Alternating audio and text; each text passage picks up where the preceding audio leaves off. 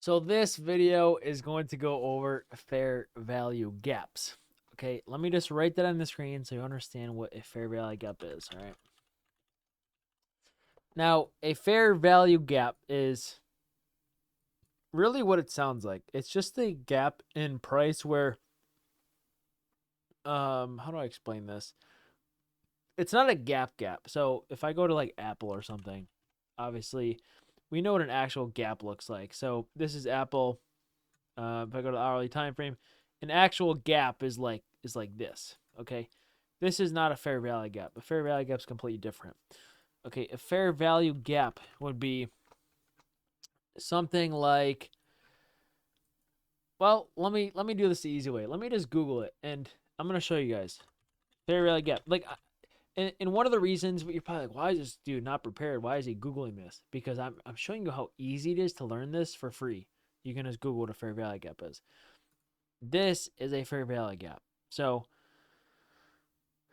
there's going to be one candle. It's a series of 3 candles, and basically in between those 3 candles, the first and third candle, it's basically the definition is when the first candle's high does not overlap the third candle's low, or vice versa, the first candle's low does not overlap the third candle's high. And it creates this gap in price. And you're probably like, this is not a gap. Okay, this is fair value. Okay, it is fair value because there's a lot of algorithms that form this fair value, which you can clearly see one in the hourly time frame right here. See how so again, just to recap, it's the first candle here does not overlap with this candle here, this low here. So the high of this candle does not overlap with this candle here. And it creates this something called fair value, a fair value gap. Okay, and instantly you probably notice we bounced off of it. Okay, like that's like the first thing that you should notice, and that's what you should notice, because algorithms, when we create this hidden gap or this fair value, they will go down, and there's going to be leftover orders from the algorithms that did not get filled here because this was such a big candle and not everyone's going to get filled. And remember, it all goes back to that kind of the example I was using, like the DOM. So again, if we have 18,003, 18,002, 18,001, remember, there's probably a lot of buyers or algorithms buying here, here, here. Now, remember, for every contract bought, there's a seller. There has to be a seller on both sides, because you again, you can't buy a contract if you can't buy from nothing. You can't just buy a house and buy the house from no one selling it. Someone has to be selling it.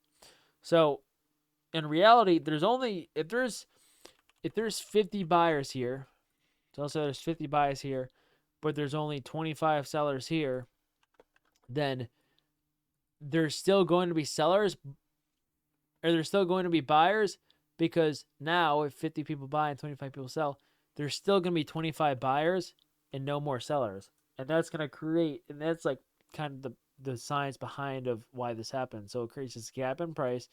And again, the market runs on an algorithm, okay? All these algorithms are going to want to reprice into this fair value, and if they want to get back in the trade, they need this fair value to go higher. Okay, the market targets 2 things. It targets liquidity, such as highs and lows, what we went over last video, and it targets these inefficiencies. An inefficiency is another name for a fair value gap. So fair value gap equals inefficiency. Okay. Those are the only 2 things the market targets. And write that down in your notes. The market targets liquidity and fair value / inefficiencies, the same thing. All right.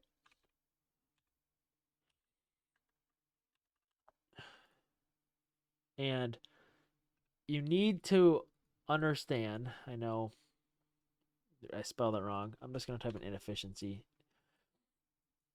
You need to understand that this is the only 2 things the market's going to target. So that's why when you see this candle here, that's why we just don't get another green candle and just keep going up after this, right? Why do we not retrace into this? or why would we go up and not retrace into this? We won't. Okay, typically the market will wick down at that, and then we'll go up after that. Because like I said, the market targets inefficiencies such as fair value and highs and lows. All right, now in this example, we got a high here, a low here, and a fair value gap here. So what's the closest target that has not been filled yet or has not been touched or tapped into? Well, the fair value gap is. So the market, that's going to be the first target. And then we look for kind of a reaction off of this fair value gap, and typically we will bounce. Now, it gets much more complicated, okay? And you just got to stay with me. But that's basically what a fair value gap is. You know how you go into, you know how you just automatically know an equation? Like, you automatically know 5 plus 5 is 10. You just know it. You don't have to count in your hand. You just know it. Knowing what a fair value gap is should just be something you know. Like, it's just when we get this gap where the first and the third candle don't overlap. Now, there are indicators to draw out fair value gaps. And you will see it marks out every single one. And this is where a lot of people go wrong, because they're like, oh, this is great. It marks out every single one. You're not using every single one. All right, just like how when you're using an indicator, okay, if I use, it's just the same thing as an indicator. If I type in EMA, you're not using every single line touch, okay? It's just same concept. You're only using a select few based off of liquidity. Now, let me go back to indicators for a second.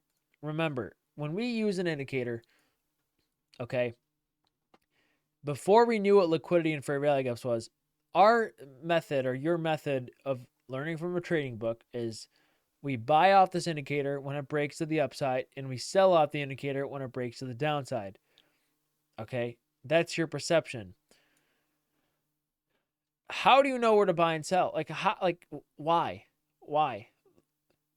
Where are you selling? Where are you, like, where, if I'm getting in a position, where exactly where's my take profit? Like, you don't know. Now, when you learn fair value gaps and liquidity, that's where your take profit, like, you're going to start learning that, okay, the market actually has to move to this low, or actually has to move to this high. That's where my take profit is. It has nothing to do with the EMA, right? Think about this. The market already right here is going to want to target this high, because we're bouncing off of a fair value gap. So we've already kind of retraced to that fair value. And what do you notice? We bounce off the fair value gap, respect it perfectly, but oh, this EMA kind of gets wrecked, right? Imagine all the people buying off EMAs. They don't understand what a fair value gap is. They're going to get wrecked.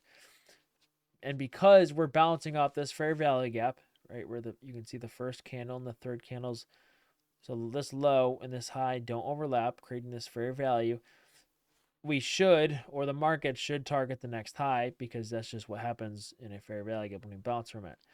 All right. And what does that tell me? That tells me I already know that this EMA is going to go up, right? I know the EMA is going to go up in the next couple of candles, because I know the market should target this high based on the fair value gap. Now, I really hoping that I hope that opens your eyes a little bit, because that tells you that I can predict the indicator. That's like, if you can predict an indicator and you can predict the indicator is going to go up, that is telling you that ICT and what I'm teaching right now is the complete truth. Okay, this is the truth, because I know that an indicator is going to go up, because I know we should go hit this high. And all an indicator tells me is the average of the last candles, all in hindsight. This indicator is hindsight. Okay, it's just telling me the average of the last like 9 candles. Okay, it doesn't really tell you much. And I know it's going to go up because I know the average is going to go up. Why do I know the average is going to go up? Because I know there's the market's going to target here, because I know there's stop losses here, and I know we're bouncing off a fair value gap. And that's why this is the truth. And indicators will not work. They will not work for you long term. All right. And that's just really, really, really, really, really, really, really, really, really important for you to understand. Okay. So again, just like how we know 5 plus 5 is 10, you should just know what a fair value gap is. And you can use indicators to practice. But like I said, this is going to mark every single one. And this might help you a little bit, because it's going to really show you, like, you're going to get the pattern down. But the more advanced you get, the less you're going to want to use this indicator, because it's not going to help you. Now, something I want to take your eye to is, what is not a fair value gap? Well, not a fair value gap is, let's say this candle's live. Okay, let's say this candle's live. So let's say this candle, this is the 1 hour time frame. The 1 hour still is not closed. And let's say there's 20 minutes left till this candle closes. At the time being, there is a fair value gap here. But remember, if this candle still has 20 minutes left to close, remember, in that last 20 minutes, this price right here on this candlestick, which is supposedly going to be the closing price, but we know it's not going to be the actual closing price because the candle isn't closed yet, could come up all the way to here and close this gap. And that's what not a fair value gap is. So on this candle, it doesn't actually happen, but imagine if this candle completely came all the way back up here, and this high right here, this wick, ended up overlapping this wick. Well, then that wouldn't be a fair value gap. So you can see, what if this happened before the candle closed? Well, again, this wouldn't be a fair value gap. So see how that gap disappears? So that's what not a fair value gap is. Okay. Now, like I said, you're going to notice a lot of fair value gaps at first, and that's okay. I did too. I didn't understand which ones were good and which ones were bad. Like, you're probably wondering, why does this one hold and why do we bounce off this one, but why do we break this one? If I go back and turn on an EMA, okay, I turn on that 9 EMA. Look, see how this EMA lines up with the fair value gap? That's great. That's cool. That's what we want. But there's going to be times where there's going to be a really precise fair value gap, and we're going to break an EMA just to bounce off a fair value gap. So let me show you what I mean. All right. I think there was an example. So like here, okay, see how this is a fair value gap right here? But we also break see how we break the EMA with a ton of momentum? It really looks like the market wants to dump. But in reality, we're just coming down to balance a fair value gap or take out low inside the fair value gap, stopping more people out, right? Imagine how many stop losses under here. Okay, so that's basically what a fair value gap is. The market will target these, and the market will bounce and reject off these. Okay, now this isn't going to be as easy as it seems. You're not going to go in the chart and be like, oh, I'm going to long or buy out the first fair value gap I see, because you will notice some don't work, okay? And there's reasons why. And it's all going to come together, and I'm going to try to explain it in the best way possible, because chances are, if you're new, you're probably a little lost like I was. And you kind of know what a fair value gap is now. You know the pattern, but you need to learn how fair value gaps and liquidity combine and how they work. Okay. But like I said, we don't use indicators.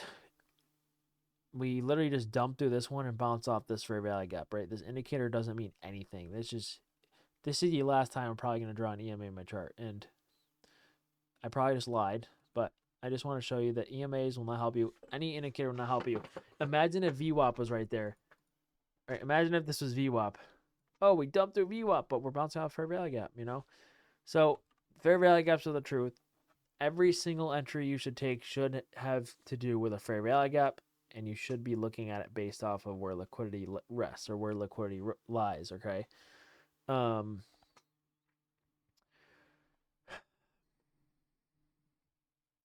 Now that you know what a fair value gap is, like what do we want to see off a fair value gap? So the most basic thing, or the most basic answer, is a bounce or rejection.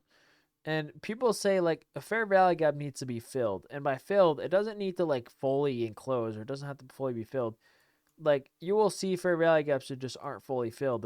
We're gonna bounce off them. So like, let's see. I just got to replay mode real quick. Okay, like an example would be something like this. So yeah, it like in getting filled, it is filled way later, like the whole candle fills it. But remember, getting filled or getting tapped into is an entry. So we can use this fair value gap here as an entry point, okay? This can be an entry point, right? This fair value gap can be your entry point. So that counts as like getting filled or getting tapped into. The first misconception I notice is people think we need to fill the whole thing, like go up here, and then you'd enter. That is just not the case.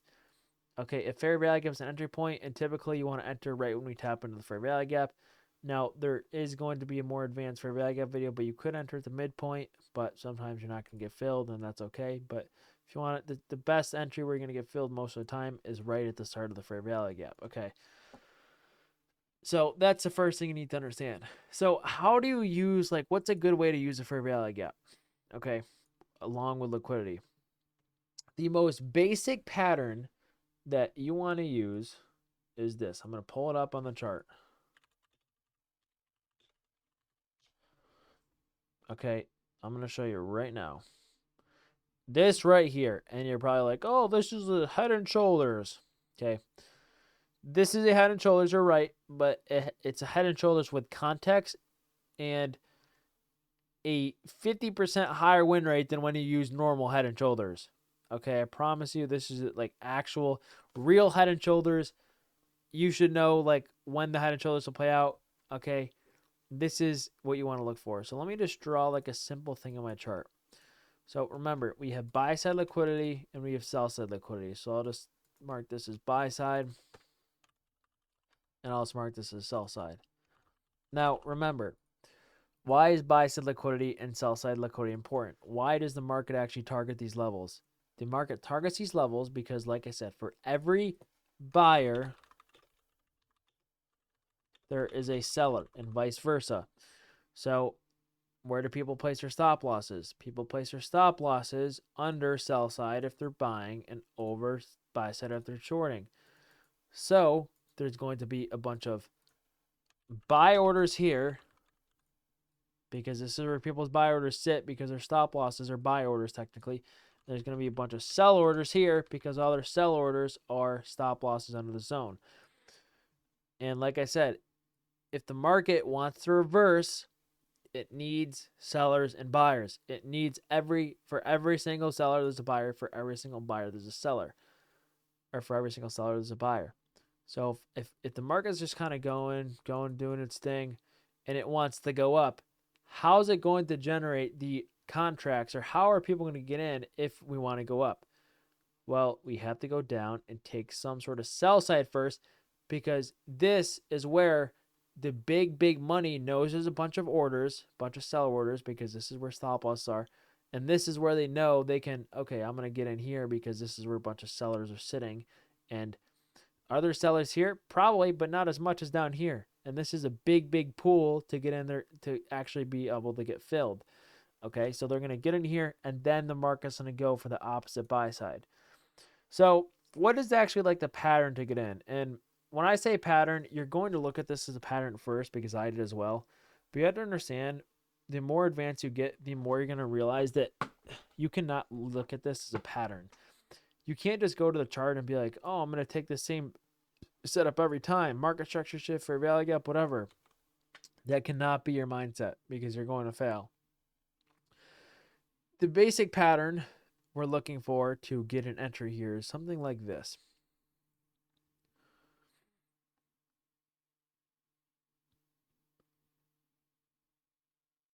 Okay, it's going to look something like that. Now, to you right now, this probably just looks like a basic market structure reversal where we get a lower high here and we break that lower high. And this would be considered a market structure shift. So this probably looks like a reversal. Or for some of you, it probably looks like head and shoulders. Here's a shoulder, or here's, let me see if I can change that color real quick. Right, here's a shoulder, here's the head, here's a shoulder. Now, if you're smart enough, you're quickly going to realize that you're like, oh my God, this is a head and shoulders, but it actually is aligned with something meaningful. It's actually aligned with stop losses. Like, I know why this head and shoulders is going to work now. Now, before, you're probably going to the market thinking, oh, this inverse head and shoulders is going to work. But you didn't know why. You didn't know why some of them worked and some of them failed. This is why. Because imagine if this head and shoulders was in the middle of nowhere and had nothing to do with any sort of orders. How in the world do you think, how in the world do you know this is going to work if this is just in the middle of nowhere? You don't. And that's when you combine it with sell side and sell orders and buy side and buy orders, it's going to work much better. So this is basically what you see if you're just coming from market structure shift. Now, what adds a confluence here? Think about what we just talked about. What is this video about? A fair value gap. So ideally, you want a fair value gap right here. And this is going to be, I would screenshot this or something. This is going to be the most basic pattern you're going to want to look for, whether it be a short order, and this was flipped around, or for longing, okay? Now, if I go on Google, you can see, if I type in ICT 2022 model, almost everything's going to look like this. So you can see in this screenshot, we have a market structure shift, we have a fair value gap, we bounce out the fair value gap. Okay. And if I just go to a ton of them, same pattern here, pattern here. Okay. This is a short pattern. Okay. Again, see how it all has the same exact like pattern. And you're probably like, oh, this is great. I can just take this as a pattern. But I'll show you why you can in a second. Okay. But do you see how clean this is? Do you see how precise this is? Right?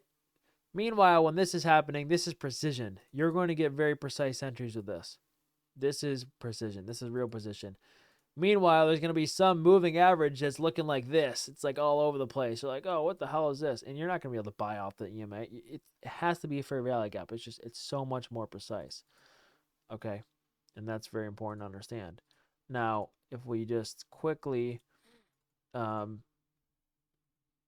move this here. So let me see if I can, I'm going to combine this into one, I think. 1 second.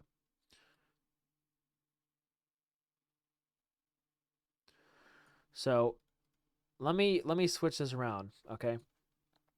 Let's say we got this, we got a market structure shift, but let's say we didn't run sell side. Let's say we failed to run. Let's say there's equal lows down here, okay? And we know there's a bunch of orders resting down here, but they weren't hit. Would this be a good long? The answer is no. So the same exact pattern I just showed you, telling you, oh, this is a great long right here. The same exact pattern I just showed you is now not a good long if we move this down. It's not a good long anymore. Okay? Because we haven't ran those sell orders and we don't have enough liquidity to be generated to go back up. So what you're often going to find with this is what seemed like a good pattern before is not a good pattern in this scenario because we haven't ran sell side. So do you see how this is very like, it's all technical science and it's not a pattern. Most people, that's why people trade on head and shoulders fails or inverse head and shoulders fail, because people will be like, oh, inverse head and shoulders here. Here's a shoulder. We're going to pump. But they don't know if we ran stop losses or not. If we haven't ran stop losses, it's probably not going to work. And in this situation here, I'd actually expect more like this and then go up. So see how that really differs? Now, if I just delete this again, okay, let me show you what I actually want to see happen here. So let's say we get this. We get a market structure shift, and we get a fair value gap with displacement. Now, what I would want to see happen here is I want to see something like this. Let me just draw out a path. Okay. I would want to see lower high put in, lower high maybe, and then sell side, and then another market structure shift. Now, look at this example. Which one is more likely to work and why? Well, the one that ran sell side is more likely to work. Why is this not likely to work? Because we haven't generated enough liquidity to reverse. Okay, and this is what you need to understand. Okay, we need to generate that liquidity to reverse in this market. All right.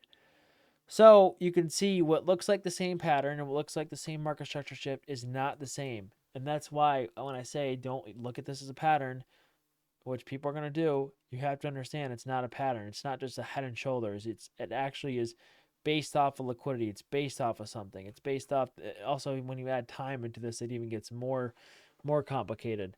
But you can see, generally speaking, a lot of these screenshots are pretty much like the same, right? Market structure shift here, fair value gap, run sell side, and then we go up, okay? So that is the basics of how to use that. So now let's say we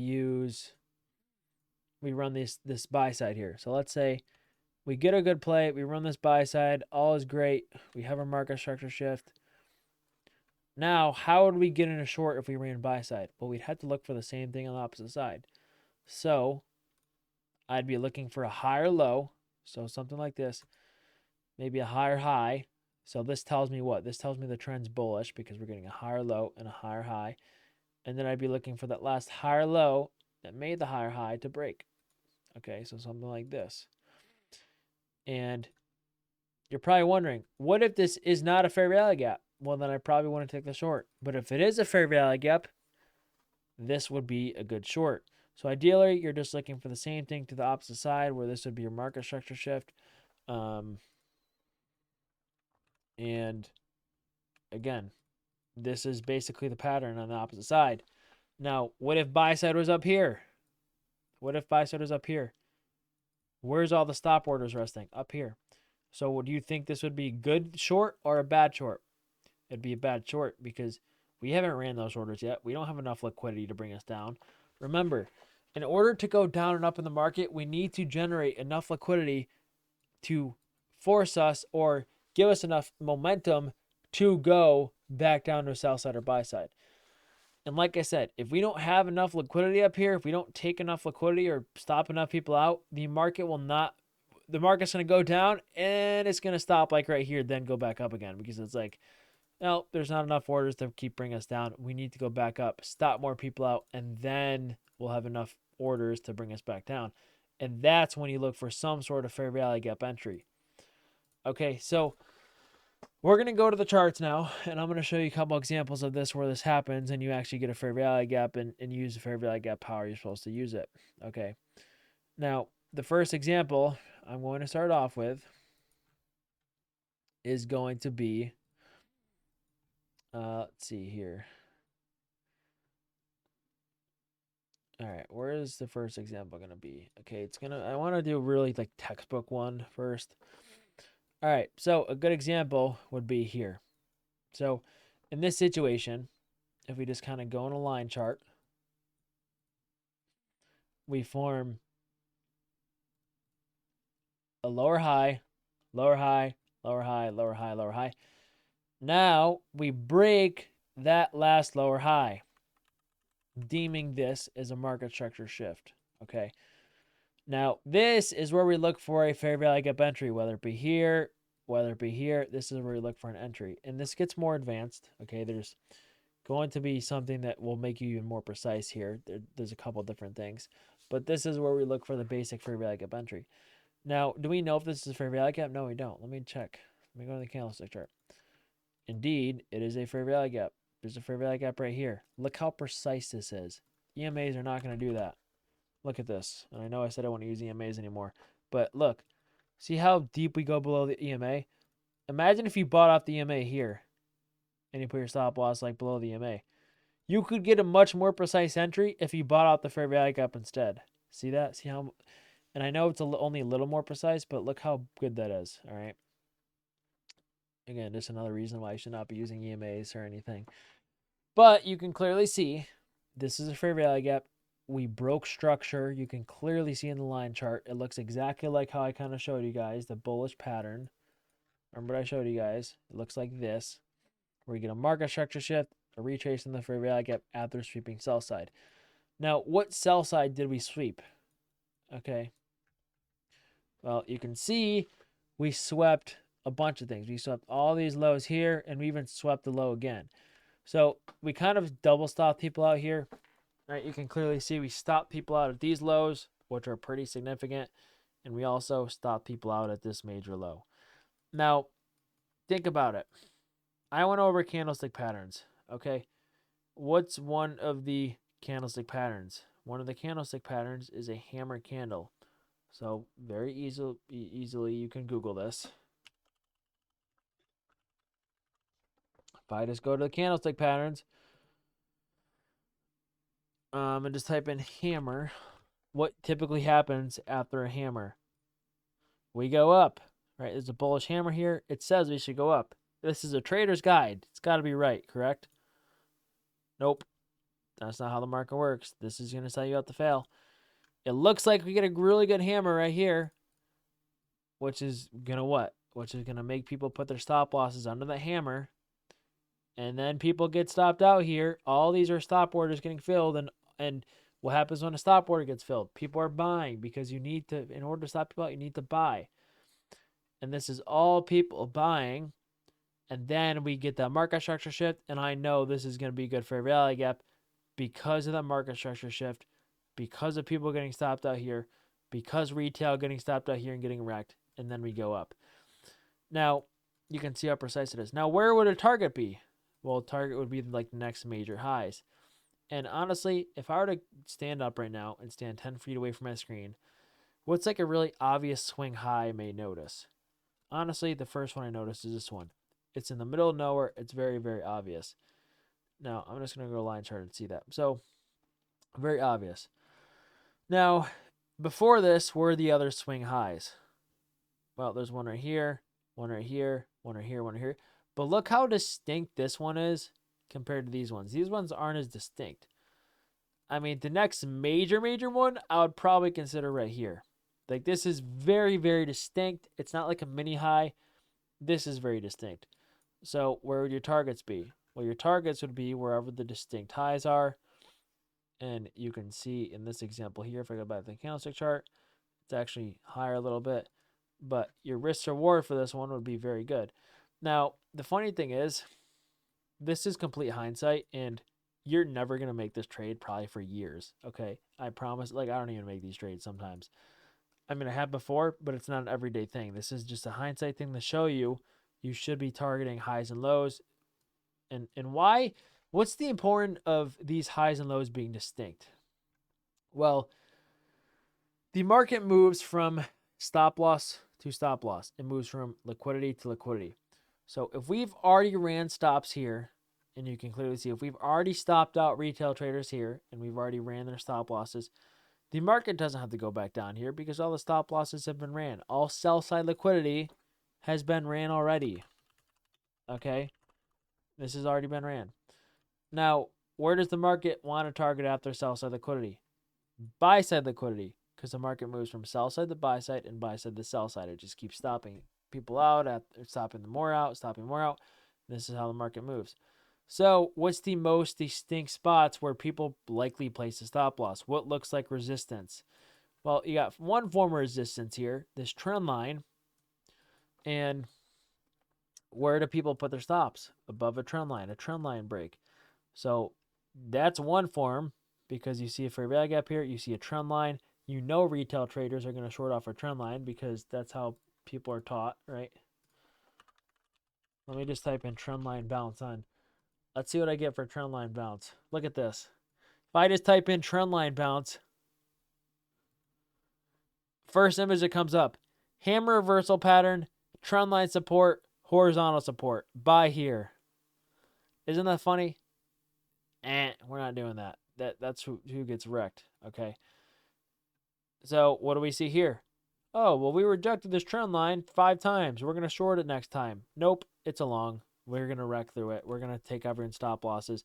And that's why you see the market have all these green candles. These are all stop loss orders. Look how many people are getting wrecked in these orders. So typically, you want to target, if you're ever taking like a trend line play, which obviously we don't take trend line plays, but you have to understand trend lines in terms of, okay, stop losses. You want to target the highest high of that trend line. And because of this is the highest high of the trend line, it would be the best target. Now, take a second, pause the video. What else do you see here? Okay, let's see if we got it right. It's a double top.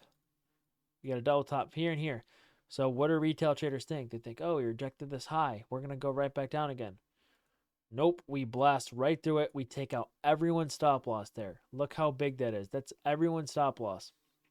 Okay? And those are all people getting wrecked. So the market must target buy side liquidity after we take sell side. So that would be the first target. And unfortunately, it doesn't really have any good other targets. I mean, maybe this is the closest one I'd maybe call out, okay? Now, this is one, and it's a lot more advanced. I'm not going to explain why, but this would be one. But the most distinct to me would be definitely the higher high, like definitely this one right here, because on a line chart, if I go on a line chart, look how just obvious this is. It's just it looks like a mountain top, just like this looks like a mountain top right here. So and look, see how this doesn't look like a mountain top here? This is just a trend. So the two forms of bias and liquidity here, in my opinion, to target would be this distinct high and this distinct high. Because remember, if you're smart or if you're dumb, and I type in a support and resistance indicator, which people place their stop losses above, where do people place their stop losses? Above support and resistance. So hopefully this indicator proves my point, and it has support and resistance on this, and even on this one. Let me just type in a few more.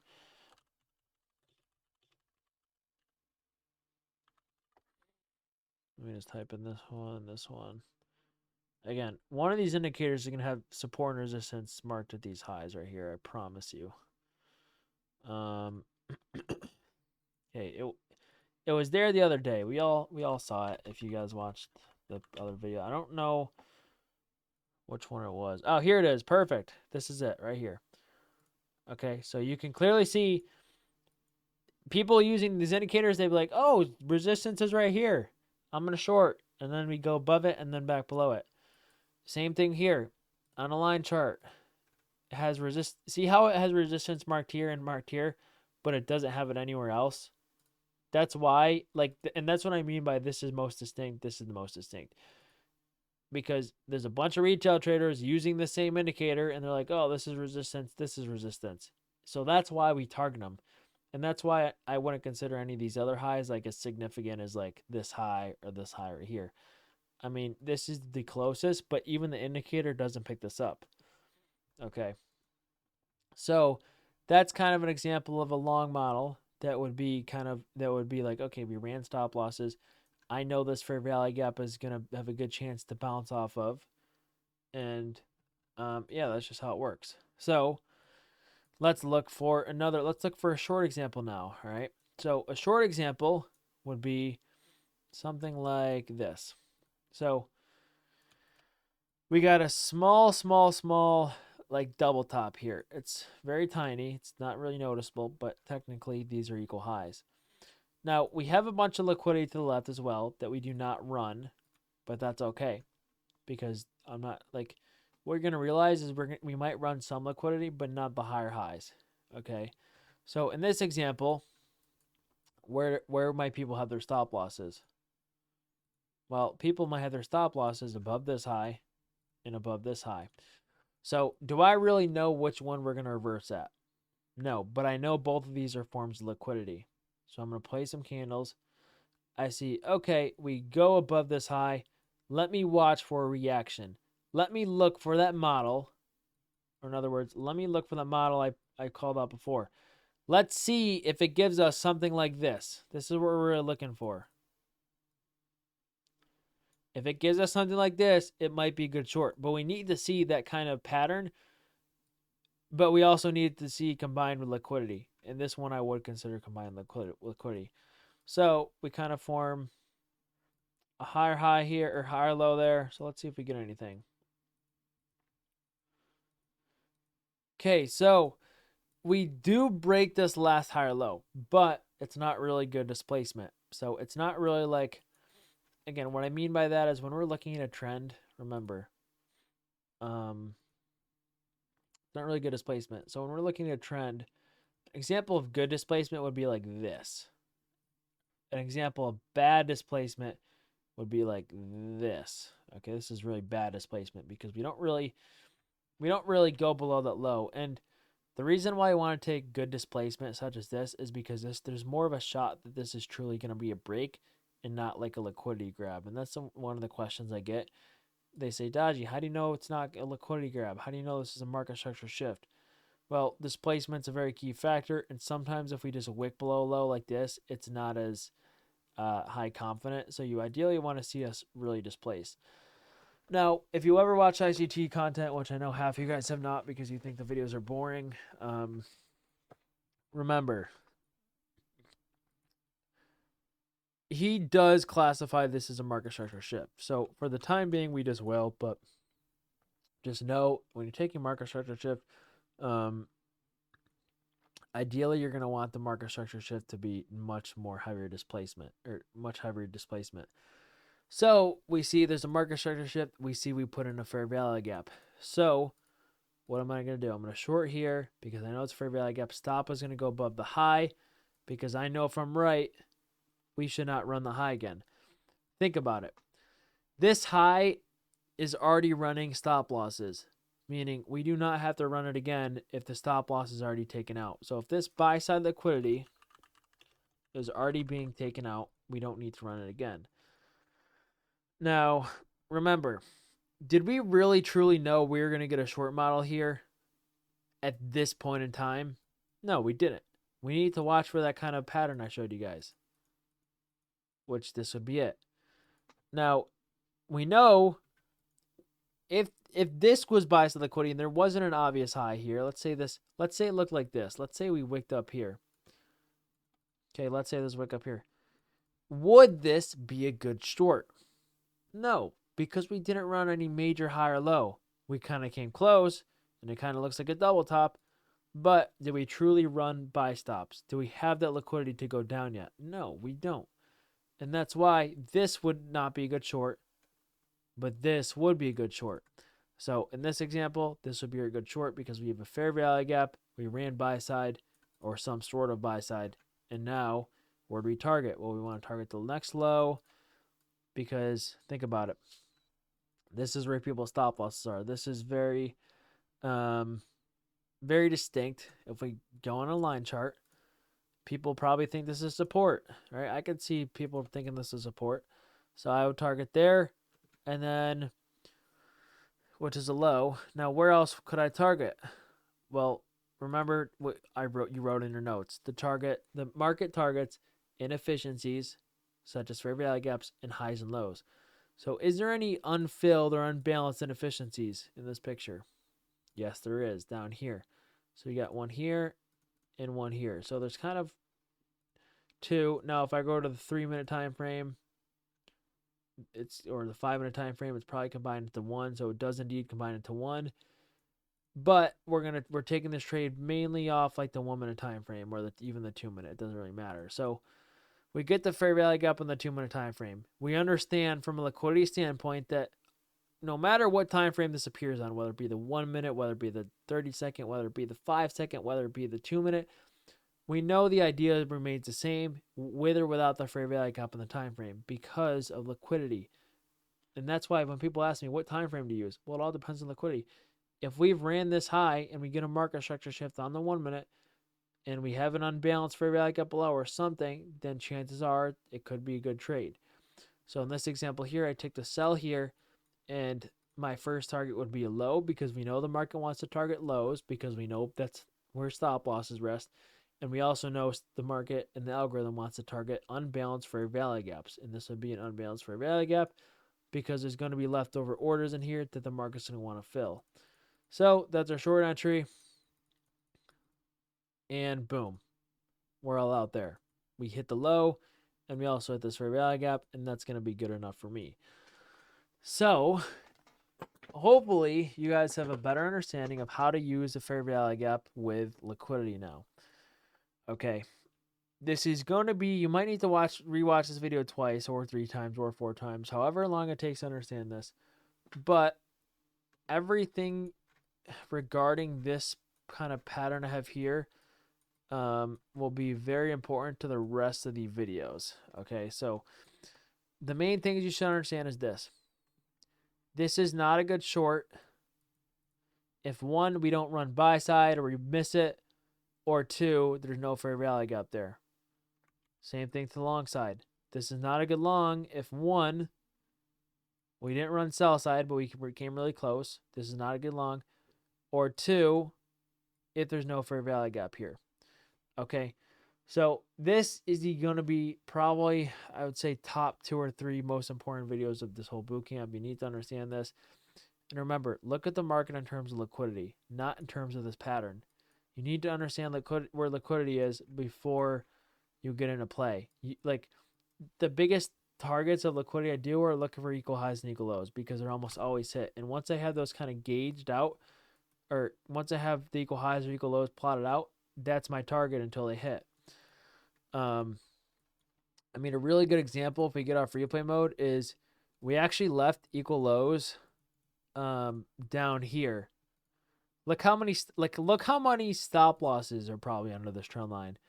Imagine how many retail traders probably think, oh, we're going to bounce off this trend line.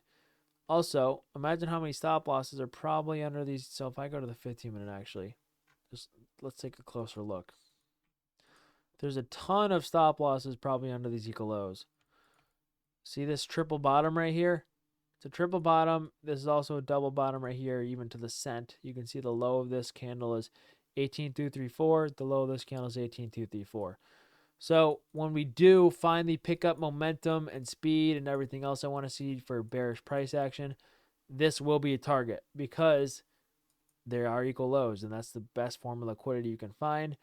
And again, that would be a really good target. So now I kind of have my target mapped out, but am I really shorting here? No, because I need to see some sort of model. I need to see that short model. And it already kind of did give us one entry. So you can kind of see we formed an aligned chart. We formed higher low, and then we broke that last higher low. So this would be your market structure shift. Okay. So we go back to the candlestick chart. Now, where we look for the entry? We looked for the entry above where that market structure shift occurred. So somewhere here. Now, is this a fair value gap? Well, let's find out from the candlestick chart. Yes, it is. So it is indeed a fair value gap. We got a market structure shift. Now, maybe some people are still short from this. Like, people could still be in this. But remember, scaling is important. You want to scale out. You want to scale in. I've kind of went over that already. But remember, if you're taking a short position here, chances are some people probably already bought back some contracts here and maybe are now holding like runners. So if you sold 2 contracts here, maybe someone bought back one here for $1,000 profit, and then they put their stop loss for their last contract to break even because it's now a free trade. And if they get stopped to break even, they're not losing any money. So people could still be in this trade, but I want to see like another kind of market structure shift here to kind of go down more. So this will be my target, obviously. By the time this video is uploaded, you'll kind of see what happens. But like I said, once you have the liquidity, you need to look for the kind of this entry to get in. And right now, there's not really good entry right here, at least where we are. We need to kind of look for that kind of pattern I kind of already drew out, which is now off the screen. Let me see if I can go back. So we need to look for something like this, which we don't really have right now, which means we just don't touch anything. And that's the result of being patient and being disciplined. So that's it for this video. Let me know if you guys have any questions. And yeah, peace out.